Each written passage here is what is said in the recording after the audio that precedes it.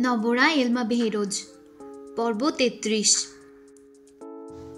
ঢালু গলি বেয়ে ছুটে চলেছে জাওয়াদ আর গুলনুর।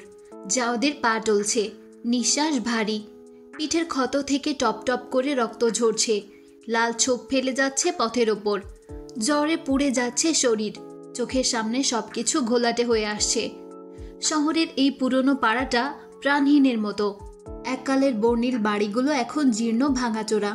দূর থেকে ভেসে আসা চিৎকার আর পদধ্বনি আরও কাছে চলে এসেছে।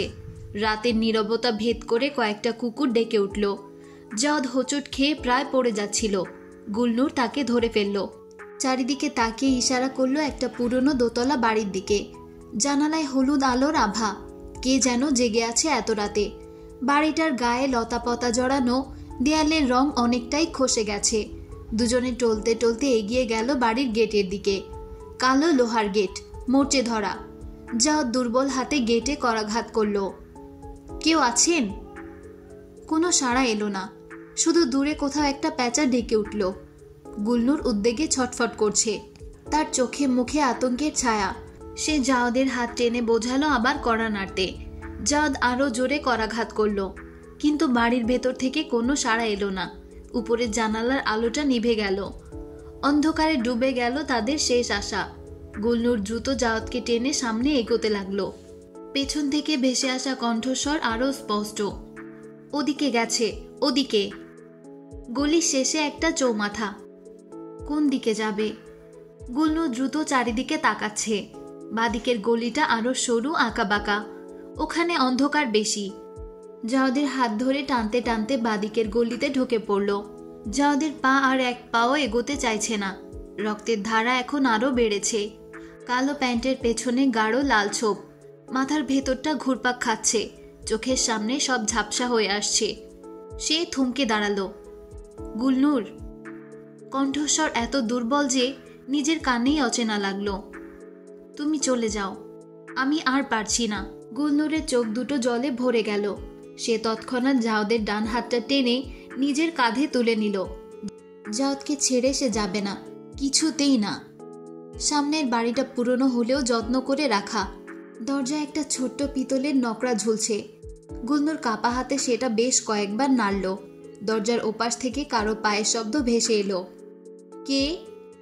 মৃদু একটি নারী কণ্ঠ, গলায় সংশয়ের সুর। জাওয়াদ কষ্টে ঠোঁট নাড়ালো। দয়া করে দরজাটা খুলুন, আমরা বিপদে। ধীরে ধীরে দরজার পাল্লা খুলে গেল। বাইরের মৃদু আলোয় ভেসে উঠল একজন গর্ভবতী তরুণীর মুখ। বয়স বেশি হবে না, হয়তো 25-এর কাছাকাছি। বড় বড় চোখ, সরল মুখশ্রী, তার চোখে বিস্ময়। আপনারা? তরুণী কথা শেষ করতে পারল না। জাওয়াদের রক্তাক্ত শরীর আর গুলনুরের ভয়ার্ত চোখ দেখে তার মুখে করুণার ছায়া নেমে এলো। সে একটু পিছিয়ে দাঁড়ালো। ভেতরে আসুন। জাওয়াদ টলতে টলতে এক পা এগোলো। কিছু লোক পিছু নিয়েছে আমাদের, শুধু কিছুক্ষণের জন্য আশ্রয়। রুমা, এত রাতে কার সাথে কথা বলছো? ভেতর থেকে একটা রুক্ষ পুরুষ কণ্ঠ ভেসে এলো। পায়ের শব্দ করতে করতে একজন মাঝবয়সী ভদ্রলোক এগিয়ে এলেন। গায়ে সাদা গেঞ্জি, পরনে লুঙ্গি, চোখে চশমা, মুখে কয়েকদিনের না কামানো দাড়ি। রুমা স্বামীর দিকে ফিরে বলল, ওরা সাহায্য চাইছে গো, দেখো না। ভদ্রলোক রক্তাক্ত মেয়েটিও। কি পাগলামি করছো তুমি? স্বামীর চোখে রাগ। তিনি দ্রুত এগিয়ে এলেন দরজার দিকে। মাঝরাতে অচেনা লোক, তোমার পেটে সন্তান, কে জানে কি ঝামেলা। এক্ষুনি দরজা বন্ধ করে দাও। কিন্তু রুমার চোখে সহানুভূতি। তার হাত এখনো দরজার পাল্লায়। ওরা বিপদে। আমাদের নিজেদের বিপদের কথা ভাবো। স্বামীর গলায় ধমকের সুর। কাল সকালে দেখবে খবরের কাগজে খুন খারাপি, তখন বুঝবে। এসব ঝামেলায় জড়াতে চাই না আমরা। জাওয়াদ শেষবারের মতো মিনতি করল। আমরা কারো ক্ষতি করব না, শুধু কিছুক্ষণ। সকাল হলেই চলে যাব। রুমার চোখ নেমে এলো মাটিতে। বলল, ক্ষমা করবেন, আমি চাইলেও। ধীরে ধীরে দরজা বন্ধ হয়ে গেল। নিরাপত্তার খোলস ভাঙাতে কেউ চায় না। শহরের এই নিস্তব্ধ রাতে, যেখানে প্রতিবেশী প্রতিবেশীকে চেনে না, সেখানে পরের জন্য নিজের সংসার বিপন্ন করার সাহস কজনের থাকে? মানবতার দাম কতটুকু? যখন নিজের অস্তিত্বই বিপন্ন, জাওয়াত গুলনুর সামনের দিকে এগোতে লাগলো। গুলনুর তার কাঁধে জাওয়াতের এক হাত ভর দিয়ে প্রায় টেনে নিয়ে চলল একটা অন্ধকার গলির দিকে। জাওয়াতের শরীর জ্বরে পুড়ে যাচ্ছে, পিঠের ক্ষত থেকে টপ টপ করে রক্ত পড়ছে। জাওয়াত আবার বলল, গুলনুর, তুমি চলে যাও, আমাকে ফেলে চলে যাও। গুলনুর জোরে মাথা নাড়ালো। সে আরো শক্ত করে ধরল জাওয়াতকে। তার চোখের ভাষা স্পষ্ট, কখনোই না। ওরা আরেকটা গলিতে ঢুকলো। মাথার উপর ফালি ফালি আকাশ, মেঘের ফাঁক দিয়ে চাঁদের আলো এসে পড়ছে মৃদু আভায়। দূরে একটা কুকুর ডাকলো। জাওয়াতের পা আর এক কদমও এগোতে চাইছে না। হঠাৎ সে টলে পড়ল। গুলনুর না ধরলে হয়তো মাটিতে পড়ে যেত। আমি আর পারছি না গুলনুর। জাওয়াতের চোখের সামনে সব ঘোলাটে হয়ে আসছে, দৃষ্টি ঝাপসা হয়ে যাচ্ছে, মাথার ভেতরটা ঘুরপাক খাচ্ছে। গুলনুর তাকে টেনে নিয়ে গেল একটা অন্ধকার দেয়ালের পাশে। পুরনো দেয়ালে লতা পাতা জড়ানো। সে জাওয়াতের কপালে হাত রাখল। জ্বরে পুড়ে যাচ্ছে শরীরটা, যেন অগ্নিকুণ্ডের মধ্যে দাঁড়িয়ে আছে। গুলনুর। জাওয়াতের চোখ বুজে আসছে। শেষবারের মতো চেষ্টা করলো কিছু বলার। আমাকে ছেড়ে। শেষ করতে পারল না কথাটা। দেহটা ঢলে পড়ল গুলনুরের কোলে। জ্বর আর রক্তক্ষরণে অচেতন হয়ে গেল সে। জুলফা অপলক চোখে তাকিয়ে আছে শব্দরের পিঠের দিকে। মানুষটা ভোরে ফিরেছিল। সারা দিন কোনো কথা হয়নি, কেমন যেন হারিয়ে গেছে নিজের মধ্যে। জ্বরে গা পড়ে যাচ্ছে, কিন্তু কাছে যেতে দিচ্ছে না।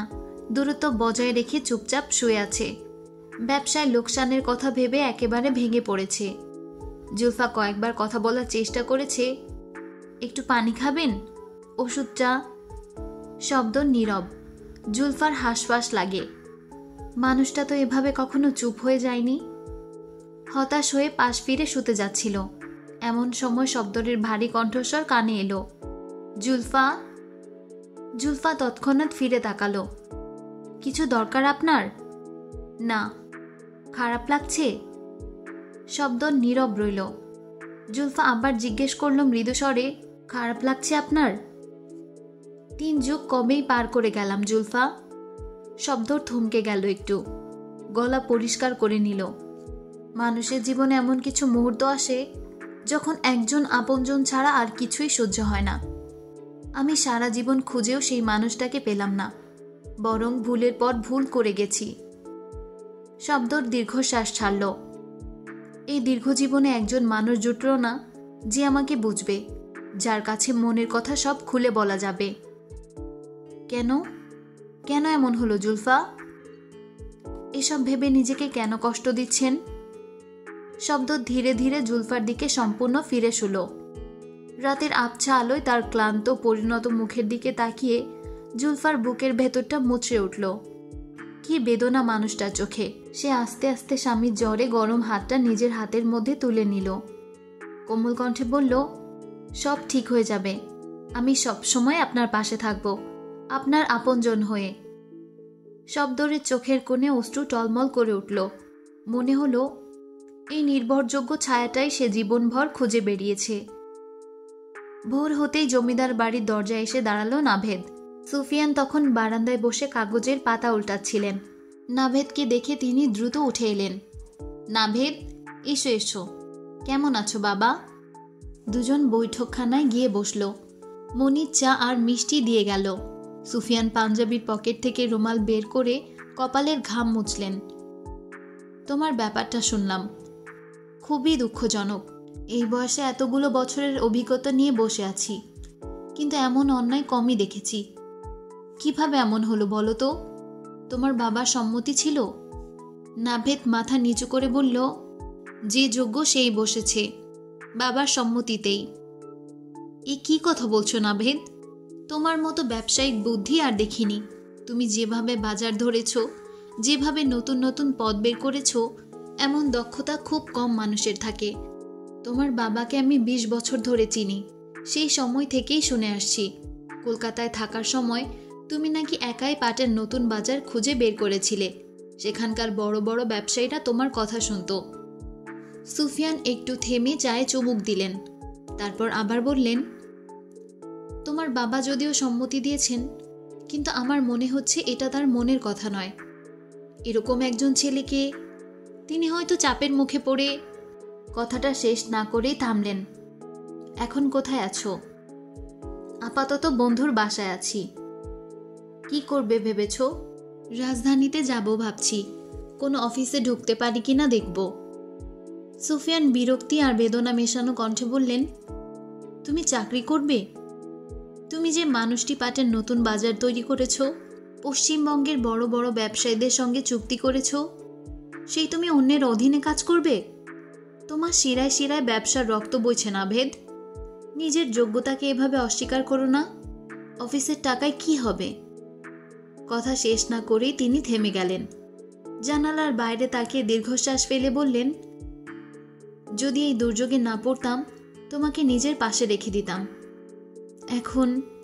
নাভেদ উৎকণ্ঠিত হয়ে জিজ্ঞেস করল, কি হয়েছে, কোনো সমস্যা?